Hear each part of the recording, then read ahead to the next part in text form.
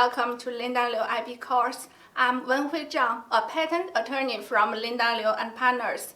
Today, I'll give a brief introduction to patent term compensation for inventions, which was introduced in the Fourth Amendment of the Chinese Patent Law, effective from June 2021. So, what is it?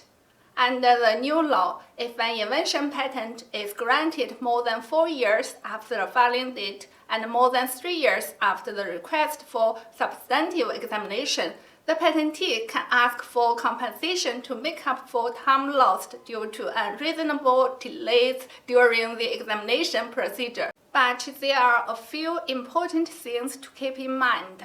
First, who qualifies? This compensation applies only to invention patents. Utility models and designs are not covered. Second, you must request it.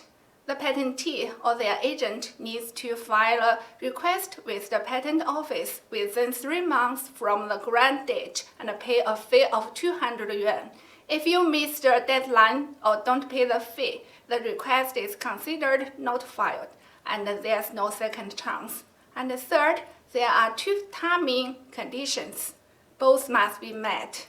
The patent grant happens after 4 years from the filing date, and the grant happens after 3 years from the date of requesting substantive examination.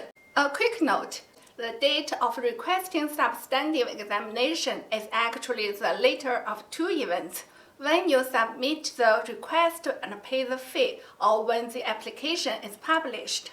So, how is the compensation calculated? The formula looks something like this.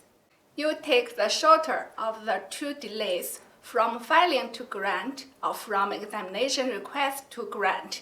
Then subtract any reasonable delays like re-examination or legal proceedings and any delays caused by the applicant. And what counts as applicant caused delays?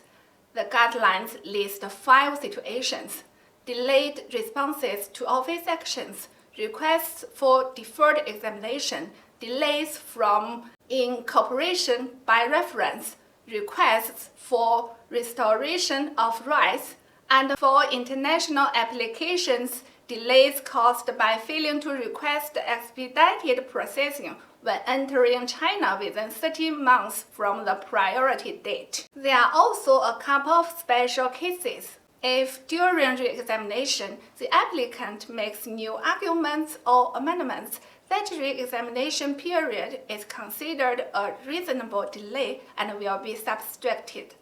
Also, if the same applicant filed both a utility model and an invention for the same creation, and later obtained the invention by giving up the utility model, then this compensation rule doesn't apply.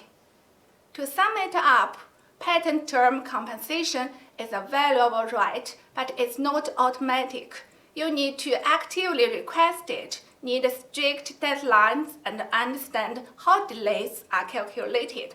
The system is still new, and some details are still being worked out through practice.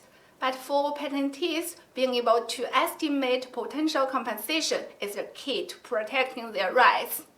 That's all about today's topic. Thanks for listening. See you next time.